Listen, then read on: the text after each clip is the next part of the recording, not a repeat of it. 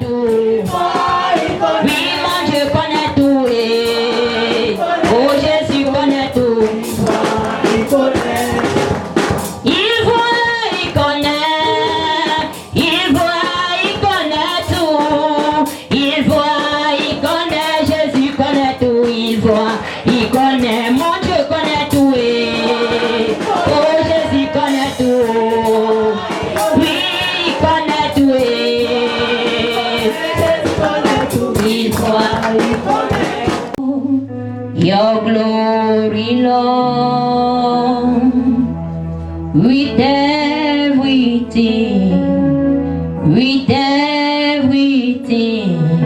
we worship your praise.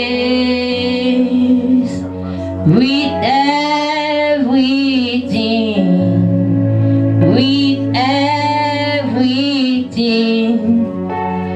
Oh, oh, oh, oh,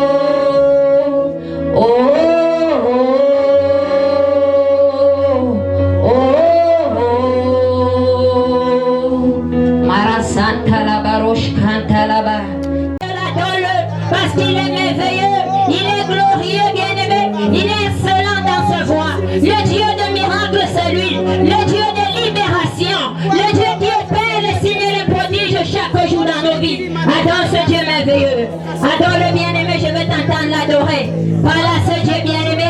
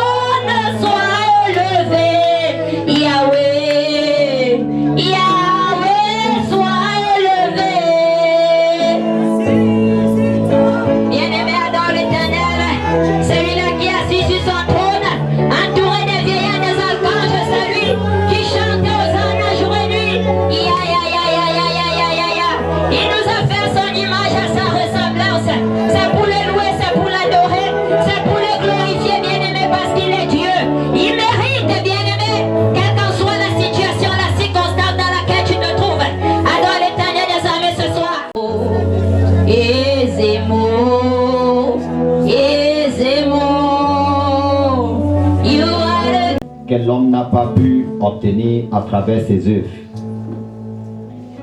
Et on a aussi compris que les lois de Dieu ont été inscrites dans les cœurs. Et il y a la prophétie qui a été donnée, c'était dans Hébreu, qu'en ces jours, personne n'enseignera encore son concitoyen. Tous me connaîtront du plus grand jusqu'au plus petit. Et c'est donc ça exactement de quoi on parle de l'évangile. Et je parle qu'il y a vraiment raison des points d'interrogation et de l'arrêt et rétrospectif de chercher à savoir exactement qu'est-ce qu'on avait écouté sur la personne de Jésus et quel est l'évangile qu'on a reçu. Il est possible qu'on fait 5 ans dans la foi, obtenant même beaucoup de miracles, mais on n'a jamais compris le mot évangile. On n'a jamais compris la justice de Dieu. On n'a jamais compris même le but pourquoi Jésus est même venu sur la terre. Si l'évangile est tout simplement ce que l'église, on a l'habitude de présenter, c'est qu'automatiquement tous les catholiques sont aussi sauvés. Mais nous tous, nous savons que c'est le contraire. C'est que tous les protestants sont aussi sauvés, mais nous savons aussi que c'est le contraire. Car je pense qu'ils ont toujours aussi certaines récitations qui font souvent appeler la confession de la foi. Je crois en Dieu, le Père Tout-Puissant. Je crois ici. Et tout ce qui cite là, si l'évangile était uniquement sur le fait que nous faisons l'appel sur l'autel en disant, dis avec moi, Seigneur Jésus, je te reçois dans ma vie comme Sauveur et Seigneur. Si l'évangile tourne uniquement autour de ça, c'est qu'on n'a pas compris l'évangile. L'évangile est encore plus large que ça. Comprendre Dieu, comprendre sa puissance salvatrice en comprenant sa justice. Et aujourd'hui, je continue dans mon message sur la justice de Dieu. La meilleure compréhension est vraiment très importante dans certains messages. Et allons rapidement dans Romains chapitre 9, verset 31.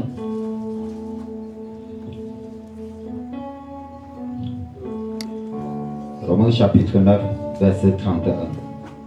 Tandis qu'Israël, qui cherchait une loi de justice, n'est pas parvenu à cette loi. Tu n'es pas dans Romains 9, Romains verset 9, 31. 31.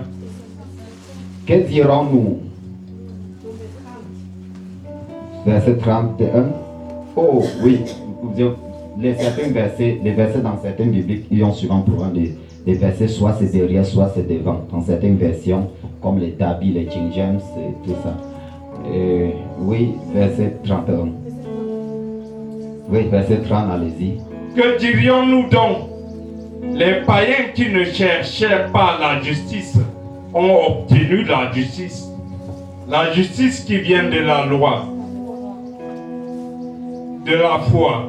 Tandis qu'Israël qui cherchait une loi de justice n'est pas parvenu à cette loi. Pourquoi? Parce qu'Israël l'a cherché non par la foi, mais comme provenant des œuvres. Alléluia. Ok. J'espère que nous pouvons déjà un peu comprendre ce que la Bible est en train d'essayer ici de nous décrire.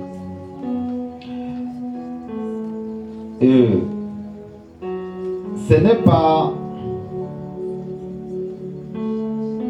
La justice de Dieu n'est pas le juste vivre en Christ. Il y a la différence entre le juste vivre en Christ et la justice de Dieu. La justice de Dieu, c'est un don qu'on obtient.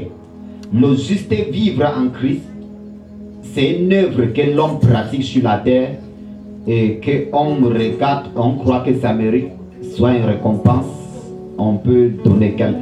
En effet, ça mérite dit par les hommes, il fait très bien. Ça, c'est le juste vivre. Et je crois que j'ai appelé ça la semaine passée la morale. Et que même dans les écoles séculaires, on enseigne ce qu'on appelle l'éducation morale. Mais l'éducation morale n'a rien à faire avec la justice de Dieu. La justice de Dieu, c'est autre chose. Donc la justice de Dieu n'est pas juste vivre, mais la justice de Dieu, le juste vivre, c'est le produit de la justice de Dieu. Le juste vivre, c'est le résultat de la justice de Dieu qui est en toi. Amen. Tu n'es pas juste parce que tu vis justement. Mais tu vis justement. Tu n'es pas juste parce que tu vis justement. Mais étant juste en Christ, tu peux vivre justement.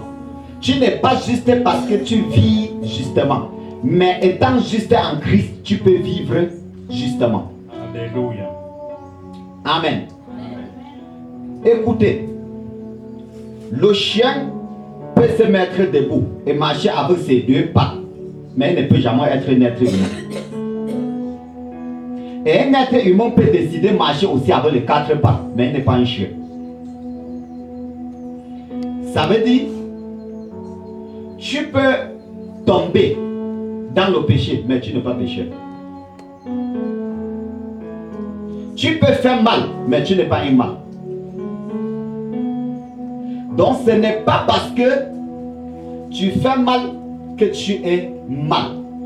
Mais tu fais mal parce qu'il y a la nature du mal qui existe dans les gemmes de l'être humain. Mais le but de l'évangile, c'était sauver de ces gemmes du mal qui étaient censés te conduire jusqu'à l'enfer. Parce que ça vient du grand-père qui avait péché.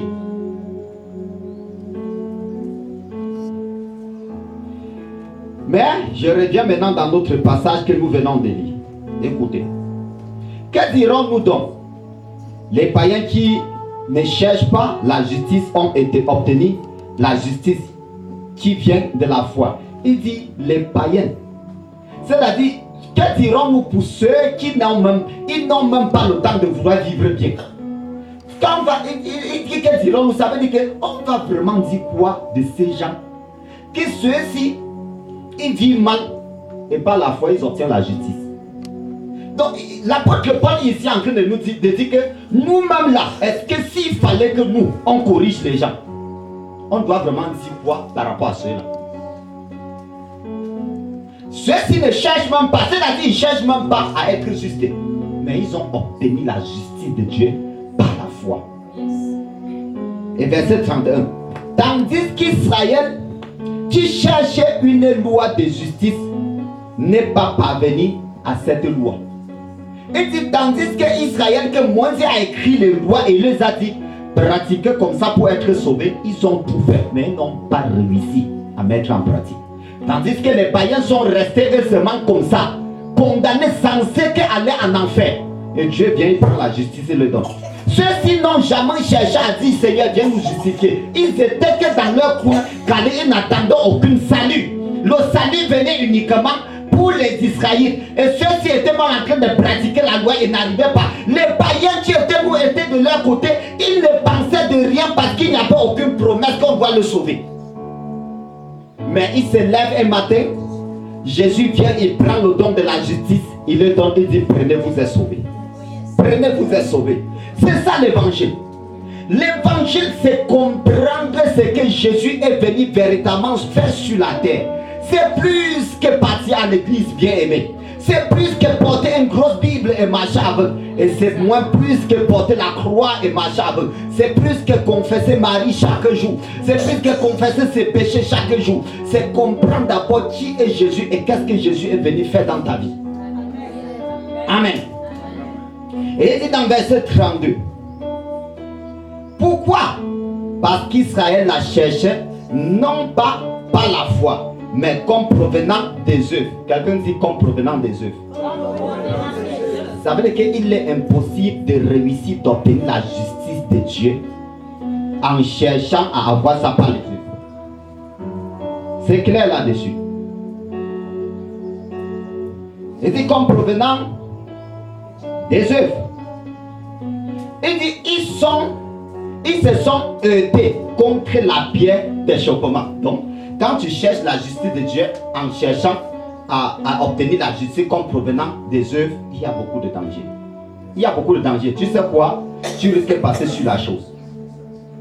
Tu risques de traverser l'évangile pour chercher à être juste et traverser la vraie vérité. J'ai peur que certains de nos patriarches de la foi sont en enfer. Parce qu'ils cherchaient la justice à tout prix, à pratiquer par les œuvres, n'avaient jamais compris l'évangile. Et ils prêchaient l'église de pratiquer la justice. Alléluia. Amen. Je ne juge pas, mais j'ai juste que ma Bible, j'ai peur que ma Bible soit en train de me prouver ça. Gloire à Jésus. Il dit dans verset 33, selon qu'il est écrit, voici je mets en Sion une pierre d'achoppement et un rocher de scandale, et celui qui croit en lui ne sera point confus. Est-ce que tu sais que la justice de Dieu l'a fait si c'est quoi? Non. Personne ne peut. Écoute, c'est la foi, on obtient la justice par la foi. C'est donc cette foi que tu as eu pour obtenir la justice qui produit maintenant dans ta vie les bonnes œuvres. Et aucun être humain est né avec les bonnes œuvres en lui. Crois-moi, toute personne qui essaie de pratiquer les bonnes œuvres et ne connaît pas Jésus n'a aucune bonne œuvre en lui. Il n'a aucune bonne œuvre en lui. Toute personne née d'Adam n'a pas de bonnes œuvres en lui. Il essaie de produire la justice par les œuvres et Jésus ne regarde pas ça. Dieu ne regarde pas les choses de la façon que les hommes regardent, bien aimés. C'est pour ça que quelqu'un peut décider dans un quartier, il porte toute sa nourriture, il partage aux gens. Il donne sa maison aux gens. Il vend tous ses biens, il part aux gens. Donne aux gens. Et s'il n'a pas donné sa vie à Jésus, il meurt et part en enfer. Jésus meurt et part en enfer. C'est-à-dire, il partage même les choses aux gens au point, il meurt même pour les gens. S'il n'a pas donné sa vie à Jésus, sa place n'est pas au ciel. On n'obtient pas la justice de Dieu par les œuvres. Ça c'est l'évangile. Tu le vois ou pas, c'est ça l'évangile central. L'évangile central, c'est que Jésus n'a pas vu quelque chose en nous qui méritait, qui nous sauve. Il n'y avait rien. Il n'y avait rien en nous qui méritait le salut. On était prédestinés à l'enfer, à la mort. Il nous a donné gratuitement le salut. Yeah. Ça c'est fort. Glory. Amen. Je prêcherai ce message jusqu'à ce que Jésus vienne. Chapitre 10. On continue.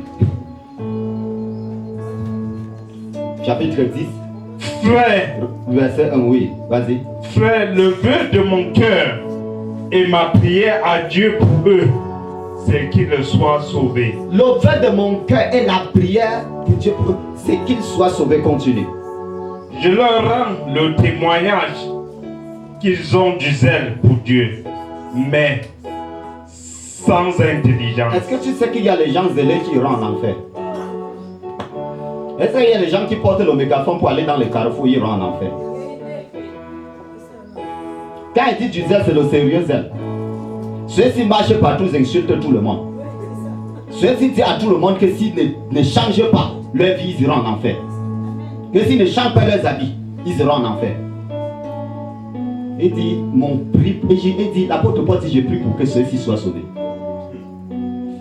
Il dit, je prie pour que ceux-ci soient sauvés parce qu'ils sont du zèle pour Dieu, mais sans intelligence. Le mot intelligent ici, c'est pygnosis. Ils n'ont pas de connaissances révélationnelles. Ils n'ont pas de révélation de ce qu'ils sont en train d'utiliser le zèle pour faire. Ils sont juste zélés. Ils sont juste là pour faire les bruits. Mais la révélation réelle de l'évangile n'est pas en eux.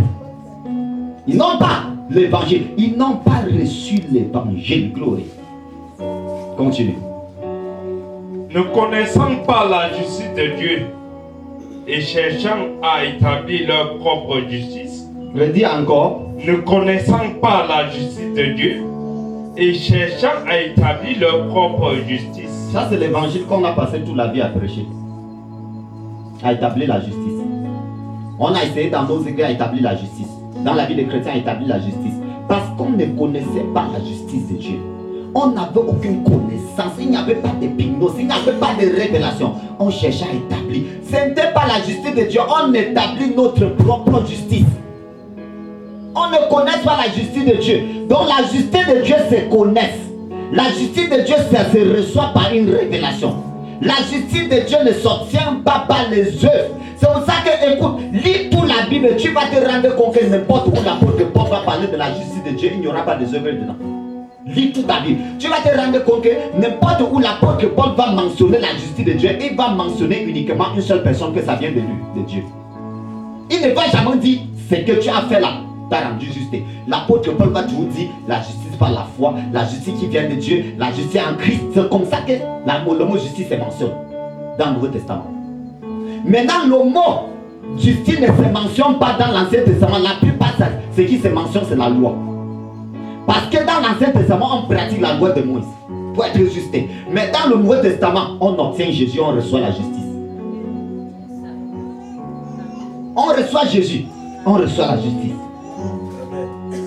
Oui. Ils ne se sont pas souvenus. Oui, il dit d'abord le verset 3. Ne connaissant pas la justice de Dieu et cherchant à établir leur propre justice. Ils ne sont pas soumis à la justice de Dieu. Ils ne sont pas soumis. Est-ce que beaucoup d'entre nous ne sont pas soumis à la justice de Dieu? Nous sommes soumis à notre propre justice. Tu n'as pas une justice en toi. Dis donc ça, tu n'as pas. Sois soumise à la justice de Dieu. Tu verras ta vie être juste. Ne sois pas soumise à ta justice. Tu n'as pas une justice en toi. La justice s'obtient par la foi. C'est en Christ. C'est en Christ. Regarde un peu l'état de ton cœur et tes pensées. Tu vas te rendre compte que tu ne peux jamais obtenir une justice dans ta vie. Tu ne peux pas obtenir la justice de Dieu par la foi. À plusieurs reprises, tu es toujours en train de combattre d'avoir ton cœur qui va être bien. Tu es toujours en train de se battre d'avoir les pensées qui vont au moins penser bien. Tu es toujours en train de se battre. Tu vas continuer à battre comme ça jusqu'à quand? Obtiens la justice par la foi. Commence à comprendre que tu es bon devant Dieu. Commence à comprendre que tu peux adresser les prières et ça part à Dieu. Commence à comprendre que Jésus a payé le prix pour toi. Commence à accepter que son sang t'a lavé. Commence à accepter. Tu as juste besoin d'accepter et dire au nom de Jésus, j'obtiens la justice. J'obtiens miséricorde venant de Dieu et non venant de mes œuvres. Je ne peux jamais pratiquer les œuvres qui plaisent à Dieu. Mais sa justice dans ma vie peut me permettre de vivre juste. Sa justice dans ma vie peut me permettre de pratiquer les bonnes œuvres. Parce que ça ne vient plus de moi. Ça vient de nature. Écoutez bien aimé. La justice c'est une nature. La justice c'est une nature. La justice n'est pas les œuvres. C'est une nature qui est en toi qui produit le juste vivre. Tu ne peux pas dire à un chien de devenir l'être humain. Sa nature n'est pas ça. Et tu ne peux pas dire à un être humain de devenir un chien. Il n'a pas cette nature en lui. La justice c'est une nature. Donc ne dis pas à quelqu'un qui est né en Adam de devenir subitement juste. Dis-lui qu'il obtient une autre nature, qui est la nature de Christ. Directement ça va lui rendre juste. Alléluia. Parce qu'en Adam il est déjà condamné d'office. En Adam il n'a pas besoin de pécher pour être pécheur. En Adam il est pécheur. Mais en Christ il est juste. En Christ il n'a pas besoin de pratiquer pour être juste et il est. Alléluia. Alléluia. Nous sommes la justice de Dieu en Christ Jésus. C'est ça l'évangile. C'est ça l'évangile. Car Christ est la fin de la loi pour la justification de ceux qui croient. Car Christ est la fin de la loi. Alléluia. Oh, j'aime ça. Car Christ est la fin de la loi. Et j'aime ce qu'il répond en deuxième lieu. Il dit pour la justification de tous ceux qui croient. De tout, à l'exception de personnes, pour la justification de tous ceux qui croient. Donc, crois juste à la personne qui a mis fin à la loi, tu obtiens la justice. Tu obtiens la justice de Dieu. Alléluia. Glory. Je sais, je suis juste en Christ. C'est une nature, ça habite en moi. Je le sais. J'ai la vie éternelle. J'ai la vie éternelle. J'ai la vie éternelle. Amen. Oui, oui. En effet, Moïse définit ainsi la justice qui vient de la loi. L'homme qui mettra ces choses en pratique vivra par elle. Et dit, quand Moïse lui-même définit la justice qui vient de la loi, il dit, l'homme qui mettra ces choses en pratique vivra par elle. Il dit, si l'homme réussit de mettre toutes ces choses en pratique, il peut vivre par elle. Maintenant, qui a réussi de mettre toutes ces choses en pratique? Hein? Même lui-même. Lui-même qui a apporté la loi lui a encore attrapé. Et dit, l'homme qui mettra toutes ces choses en pratique vivra par elle. Non, Moïse c'est quelqu'un qui l'a apporté la loi au point où on n'appelait même plus la loi de Dieu, on appelait la loi de Moïse. C'est-à-dire c'est lui-même qui était devenu l'auteur de la loi. Ce n'était même plus Dieu qui était l'auteur de la loi. Mais il a encore faux au point où Dieu était obligé de dire, tu ne vas pas entrer à la terre promise. Tu vas voir, mais tu n'obtiens pas. C'est-à-dire, la justice de Dieu n'a jamais été obtenue par les œuvres. Tout être humain sur la terre peut arriver à commettre les erreurs. Mais tu sais quoi? Si tu as la foi de Dieu en Christ, comment d'abord à dire en toi-même, je ne suis pas une erreur. Je ne suis pas une faute. Je ne suis pas une erreur. I'm not a sinner. Je ne suis pas un péché. Comprends l'évangile. C'est ça l'évangile. Continue. Mais voici comment parle la justice qui vient de la foi. Ne dites pas en ton cœur qui montera au ciel, c'est en faire descendre Christ. Et dit, regarde comment on parle. Oh my God. Je crois que nous tous, les chrétiens du monde, doivent écouter le verset-ci. Il dit, Amen. Il dit, ben voici comment parler. La justice qui vient de la foi. Ne dis pas en ton cœur qui montera au ciel. C'est en effet descendre Christ. Tu sais que nous, on est toujours chaque jour en train de juger, non? Qui va partir au ciel, qui va rester. Non, il dit, chaque jour, on connaît déjà, on a même fait la liste. On a fait la liste même des églises, de ceux que tout le monde qui est là-bas part en enfer. On a fait la liste de tous les chrétiens qui partent en enfer. On a fait la liste de ceux qui partent au ciel. Il dit, c'est toi-même qui es en train de descendre de Christ. Donc tu es en train de lui descendre qui descend. Tu es en train de... Il dit, tu es en train de descendre de Christ. Il dit, ne dis pas. Ne dis pas. Amen. Ou qui descendra dans l'abîme, c'est faire remonter Christ d'entre les morts. Oh, c'est faire remonter Christ d'entre les morts. C'est-à-dire, qu'est-ce que l'apôtre Paul ici est en train de décrire? Qu'à un certain niveau, on est en train de prendre Christ comme nous. Est-ce que parfois on prend Christ comme nous? C'est-à-dire, on regarde Christ de la même manière que l'être humain est. Tu penses que Jésus va juste te pardonner comme ça? Mon frère, tu te trompes. Voyez comment on regarde Christ. Tu penses qu'il va juste te sauver, celui-ci comme ça, avec tout c'est. Il dit, ne décrit pas ces choses comme ça. Il dit, l'affaire, ce n'est pas comme ça. Jésus est plus que ton grand-père. Jésus n'est pas comme ta tante. Jésus n'est pas comme ton oncle. Jésus justifie. Il est clair là-dessus. Amen. Jésus justifie. You obtain righteousness coming from you.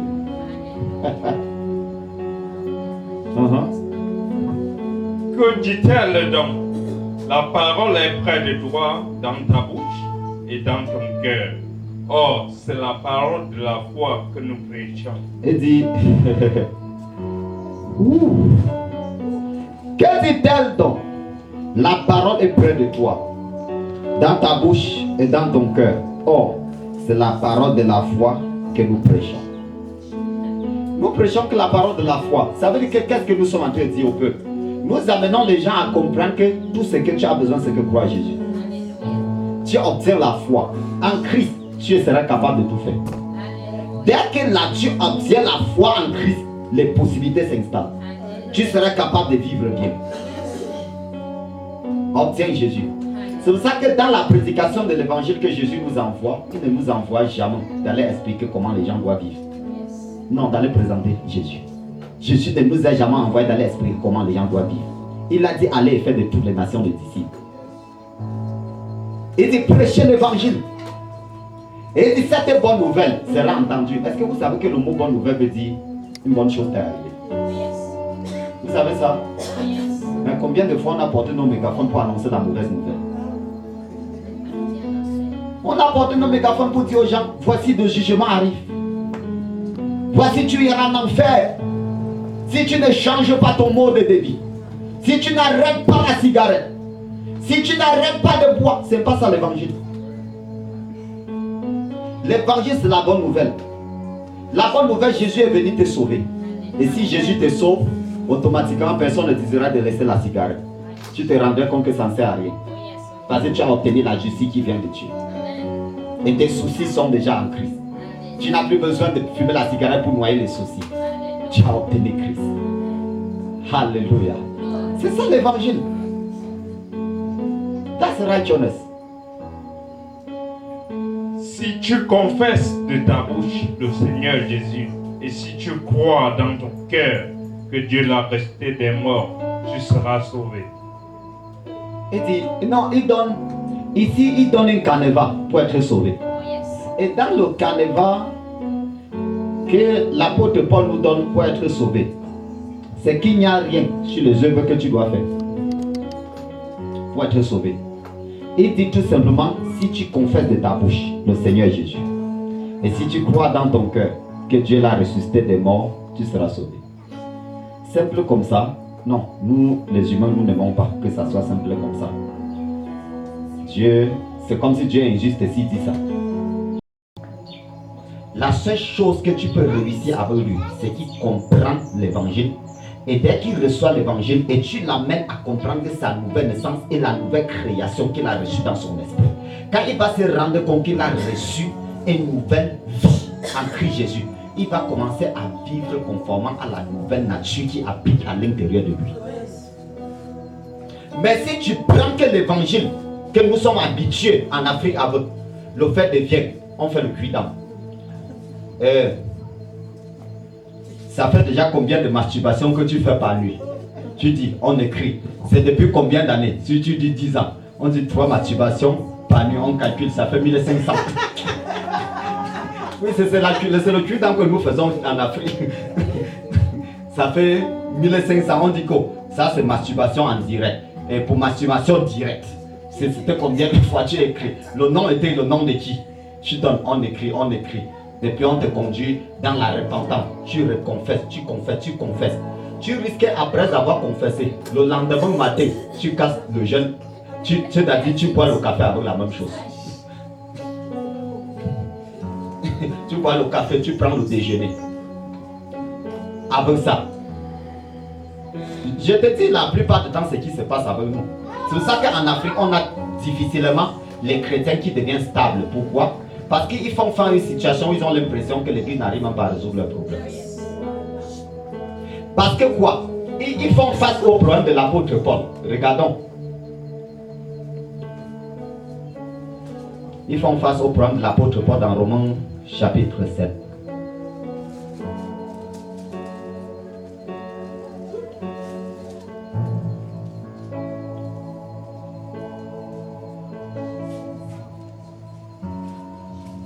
Regarde chapitre 7 verset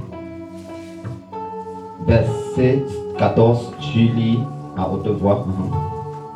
Nous savons en effet que la loi est spirituelle, mais moi je suis charnel, vendu au péché. Et dit, nous savons que la loi est spirituelle, moi je suis charnel, vendu au péché. Ça veut dire que s'il faut vraiment dire les vérités, acceptons d'abord la vérité, c'est que mon corps c'est la chair.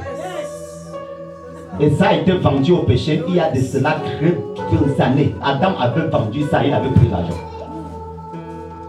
Donc il dit, l'apôtre Paul ici est en train de dire, ici la parole, soyons vrais maintenant. Continue. Car je ne sais pas ce que je fais. Je ne fais point ce que je veux et je fais ce que je hais. Comment expliquer? Il dit, je ne sais même pas ce qu'il fait.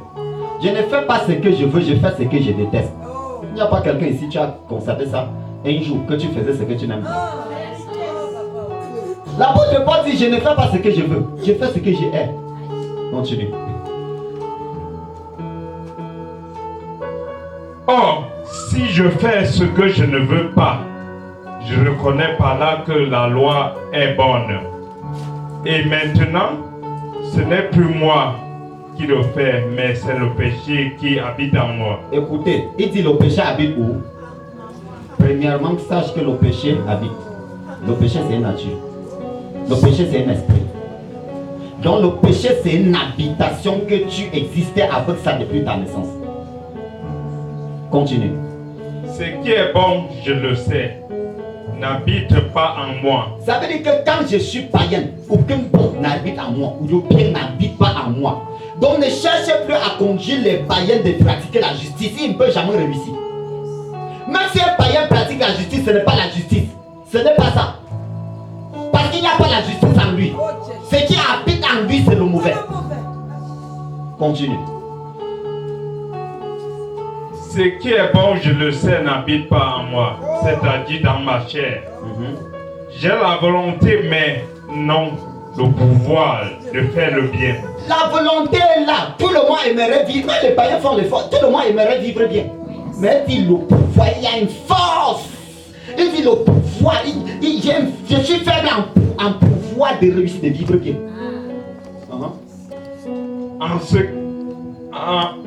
Ce qui est bon. Car je ne fais pas le bien que je veux et je fais le mal que je ne veux pas. Je ne fais pas le bien que je veux. Je fais le mal que je ne veux pas. Non, attends. Quelqu'un te dit ici qu'il connaît, il connaît quelque chose de mal et c'est ça qu'il aime faire. Continue. Et si je fais ce que je ne veux pas, ce n'est plus moi qui le fais. C'est quoi? C'est le péché qui habite en moi. C'est ça. Donc ne cherchons plus à conduire les injustes à être justes. Amenons-le à comprendre la nature de Dieu, qui est la justice de Dieu en Christ Jésus. Ils vont pratiquer la justice de Dieu naturellement. Parce qu'en eux, le bon n'habite pas. Donc, je trouve donc en moi cette loi. Quand je veux faire le bien, le mal est attaché à moi. Et je trouve donc en moi cette loi. Je trouve donc, il y a une loi que l'apôtre Paul ici est en train de trouver. Continue. Car je prends plaisir à la loi de Dieu selon l'homme intérieur. Mais je vois dans mes membres une autre loi. Quelqu'un dit une autre loi. Une autre loi. Quelqu'un dit une autre loi. Une autre loi. L'apôtre Paul ici est en train de parler des deux lois. Il a d'abord trouvé en lui une loi. Et il est encore en train de trouver une autre loi. Continue. Qui lutte contre la loi de mon entendement. C'est qui lutte la loi de son entendement ici, ça veut dire que la loi que je connais d'abord, qui est la loi de Moïse. Il dit, il semble qu'en dehors de la loi de Moïse, je sens une autre loi que Moïse n'a pas écrite. Non, il dit, je sens une autre loi. Et la loi, c'est Moïse n'a pas précisé l'autre là. Et tu connais de quelle loi il s'agit? C'est une loi que j'ai envie de faire du bien, mais c'est le mal qui est attaché à moi. Il dit, je sens que c'est une autre loi que Moïse n'a pas précisé l'autre là. Quand Moïse était en train d'écrire les lois, il n'a pas dit qu'il y a une autre loi à moi qui va combattre sa loi. Parce que tu sais que la loi de Moïse est venue presque 2000 ans après Adam. Ça veut dire que de Adam jusqu'à Moïse, on vivait dans quelle loi? On vivait dans quelle loi? Ça veut dire qu'on vivait une autre loi. La loi est venue 2000 ans. C'est la loi là que, ici l'apôtre Paul est en train de constater qu'il y a une autre loi que Moïse n'avait pas écrit. Mais il dit, il sent la loi si dans ses membres. Il sent ça dans ses membres. Il fait tout pour être juste, mais il sent comment dans ses membres il y a une autre personne qui lui combat. Une autre personne veut lui conduire au péché. Vas-y. Et qui me rend captif de la loi du péché. Il devient captif, esclave. Il fait tout pour être bon, mais il sent qu'il est captif. Continue. Qui est dans mes membres. Misérable que je suis. Que quoi? Misérable que je suis. Qui me délivrera du corps de cette mort. Grâce soit rendue à Dieu par Jésus-Christ notre Seigneur. Alléluia. Ainsi, donc, moi-même, je suis par l'entendement esclave de la loi de Dieu. Oui. Et je suis par la chair esclave de la loi du péché. Et dit, je suis par l'entendement esclave de la loi de Dieu. Quand j'ai réussi de recevoir la révélation, c'est ça qui appelle l'entendement. Le mot ici, c'est hypnosis. Je suis par la révélation esclave de la loi de Dieu. Mais je suis par la chair esclave du péché et de la mort. Ça veut dire que dès que j'ai réussi de recevoir la révélation de la personne de Jésus, je deviens esclave de la justice de Dieu. Je n'ai plus besoin de faire les efforts. Ça devient une nature qui habite en moi. L'amour que je porte pour les gens devient naturel. J'aime tout le monde. Parce que je suis un saint et c'est les saints qui jugeront le monde.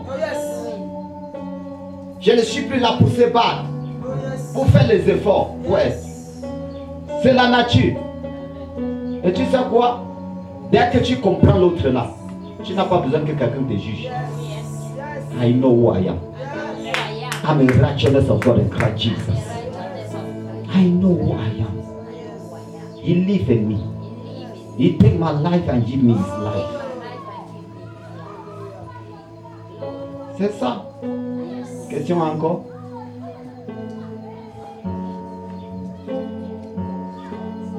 That is righteousness. Glory.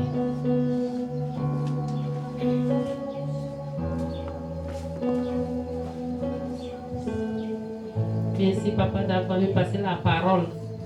Papa, tout ce que je voulais demander, c'est demander comme un pasteur appelle les gens à l'église et rassembler les gens et disent qu'il est en train de les juger pour les problèmes du quartier. C'est aujourd'hui que je comprends que ce n'est pas bon. De les juger pour les problèmes du quartier. Il appelle l'autre personne, il appelle l'autre. On appelle toutes les familles pour venir à l'église et juger. Ah, oui, non, est-ce que c'est d'abord bon? On ne le fait pas. Amen. Et c'est pour ça que je disais au niveau du jugement, les 5 jugeront le monde. Et comment se fait-il qu'au milieu de nous les chrétiens, on se retrouve en train de porter nos problèmes pour exposer chez les mondains? Oui. Ma question est la suivante, je suis dans le livre de Luc. Luc 22, le verset 25. Oui. La Bible dit, et voici, il y avait un homme, il y avait à Jérusalem un homme appelé Siméon. Cet homme était juste et pieux. Et il attendait la consolation d'Israël et l'Esprit Saint était sur lui. On parle de justice ici, de cet homme-là, c'est quelle justice? Ok. La Bible dit, il précise là-bas que cet homme était saint et pieux. N'oublie pas que les gens de la maison d'Abraham, les rejetons de David, les gens de la maison d'Abraham, le peuple d'Israël, étaient déjà d'abord les sauvés d'office. Les Israéliens étaient d'abord sauvés. Et quand Jésus venait, Jésus venait pour les Israélites. Jésus ne venait pas pour nous. Jésus venait pour les Israélites. Si Jésus est venu pour les Israélites, comment est-ce qu'on va leur dire qu'ils étaient sauvés d'office? S'il n'y avait pas de foi. Ça veut dire que, n'est-ce pas, hein, la foi d'Abraham a sauvé toute sa maison. La foi d'Abraham a sauvé toute la maison d'Abraham. Et tous ceux qui venaient de la maison d'Abraham, surtout dans la maison d'Isaac, étaient déjà sauvés. Maintenant, Jésus, l'arrivée de Jésus sur la terre, était venu pour confirmer leur salut. Avant que quand Jésus vient maintenant, selon Jean chapitre 1, verset 12, la Bible dit, et ceux qui croient à son nom, c'est nous maintenant.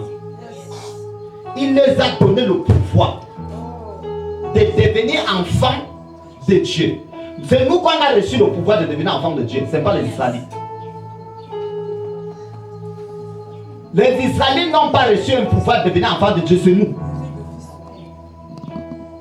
qui ont reçu le pouvoir de devenir enfants de Dieu. Amen. Et c'est donc ce qui était en train d'être précisé dans le passage qu'on venait de lire dans Romains chapitre 9.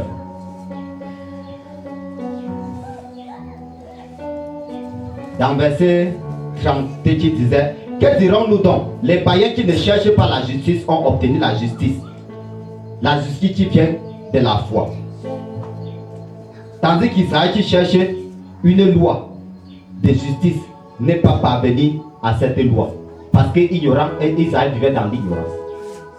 Israël a vécu pendant très longtemps dans l'ignorance. Au point même le Messie vient pour eux, ils ne sont pas toujours conscients que le Messie venait pour eux. Tu ne peux pas comparaître un Israël avec nous. Un Israël est sauvé depuis très longtemps. Oui, c'est ce que nous ne connaissons pas.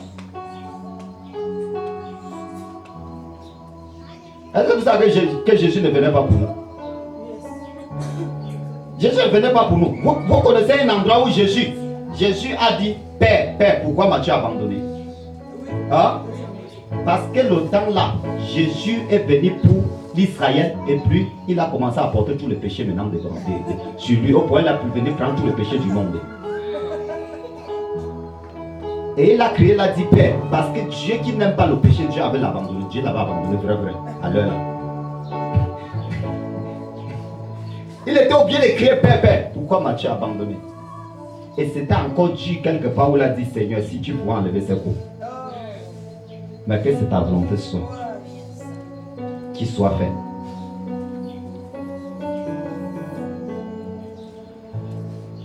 Amen. Donc tu peux rester maintenant avec un Israël et l'Israël est en train de jouer sa vie. et tu es en train de jouer aussi avec lui, tu peux en enfer pas aussi.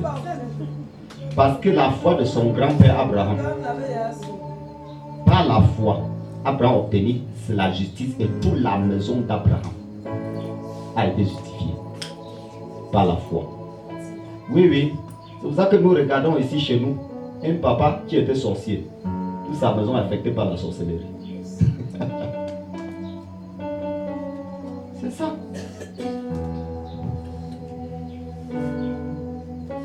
Donc, bien aimé, comprendre l'évangile, c'est très important. Et comprendre pourquoi tu es vraiment sauvé. Et ce que Jésus a fait pour toi. Ne vous laissez plus être condamné par les gens. Je vous ai dit quelque chose la fois passée. Et à ce qui concerne les œuvres que je pratique, à ce qui concerne les choses que je fais, si tu entres dans la sorcellerie, ça va te tuer. Oui. Si tu voles, on va t'attraper. Hein? Donc, si tu comprends souvent comment les païens disent souvent que tout se fait ici-bas, ne le condamne pas toujours. C'est parce qu'ils ont vu. Donc si tu peux pratiquer ta méchanceté, ne t'inquiète pas, tu peux payer. Alléluia. Donc ça veut dire quoi? Si tu comprends ta nature et la justice de Dieu en Christ Jésus et tu marches selon la parole du Seigneur, c'est très important pour toi. Mais si ça devient qu'une pression qu'on met sur toi pour que tu pratiques la justice, ça veut dire que tu n'as rien compris. Parce que l'affaire, si c'est une histoire de réussir de pratiquer Dieu sans effort. Parce que c'est ta nature, ce n'est plus... Bon, il y a certains gens parmi vous qui n'ont jamais pensé un instant qu'ils peuvent rétrograder, non? C'est-à-dire qu'ils peuvent laisser Jésus. Je dis, peu importe les difficultés que tu traverses, tu penses toujours que Jésus est au centre de ta vie. Tu l'aimes toujours, comme tu l'as aimé dès le premier jour. Tu sens souvent ça, non? Hein? C'est exactement comme ça que la justice de Dieu est. Tu sens comment tu ne fais pas l'effort de sentir comment tu vas l'aimer.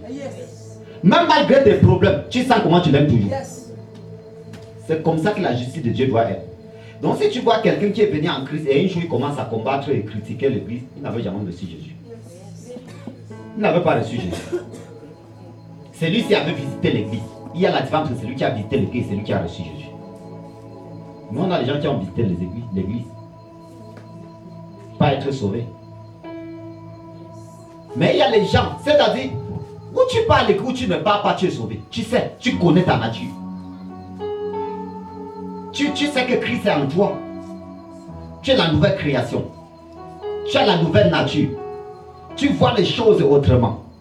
Tu comprends les choses autrement. Ta vie a changé. Mais la Bible dit, venez au trône de la grâce pour obtenir miséricorde au temps de besoin. Ça veut dire que quoi? Naturellement. Oh, alléluia. Nous sommes lavés chaque jour. Son sang nous purifie chaque jour. Alléluia. Comment grandir dans la justice de Dieu? On grandit à la révélation de la justice de Dieu. On ne grandit pas en pratiquant les œuvres. Je vous ai dit, tu ne peux pas réussir de pratiquer les œuvres, les bonnes œuvres. Mais la nature de Dieu en toi peut t'amener à pratiquer les bonnes œuvres. Oui. Donc ne dis pas à un chien de se comporter comme un être humain. Il est chien. Il est chien. Donc ne pas forcer un païen de faire bien. Comment tu le fais? Tu vas aller dire à un marabout maintenant. Non, porter le sel versé comme ça. Faire le truc si ce n'est pas bien. Non, c'est sa nature. Ne lui change pas, il est comme ça. C'est sa nature. Ça habite dans les veines de son corps. C'est dans ses os, c'est dans son esprit. Il suffit qu'il reçoive l'évangile et une nouvelle nature vient s'installer naturellement. Il va porter les choses à les casser. Ne pas combattre ça. Parlez du cœur de l'évangile. Dès qu'il reçoit l'évangile véritable, il va abandonner. Ne dis pas à quelqu'un, non, ne bois pas. Quand tu bois, c'est le péché. Quand tu bois, c'est le péché. C'est la nature qui est en lui qui boit. La boisson, cette nature habite en lui. Qui reçoit l'évangile, il va se lever et dire, je ne bois plus. Tu dis pourquoi? Il dit, je suis la nouvelle création. J'ai une nouvelle vie en moi. J'ai compris que ce n'est pas important. Ça ne veut pas dire que si je bois, ça ne va pas descendre. Ce n'est pas important pour moi. C'est tout. Alléluia. On ne fait pas les efforts pour plaire à Dieu. On ne fait pas. It's not a product of effort. Ce n'est pas le produit des efforts. Tu fais trop des efforts, n'est-ce pas? Pense différemment. Vois les choses différemment. Gloire à Jésus. Et comprends que tu es la justice de Dieu en Christ Jésus. Oh, alléluia. Christ a pris ma vie et il m'a donné sa vie. Alléluia. J'ai la nouvelle nature. J'ai la nouvelle nature. Dieu sait qui je suis. Lève-toi et tu pries en d'autres langues.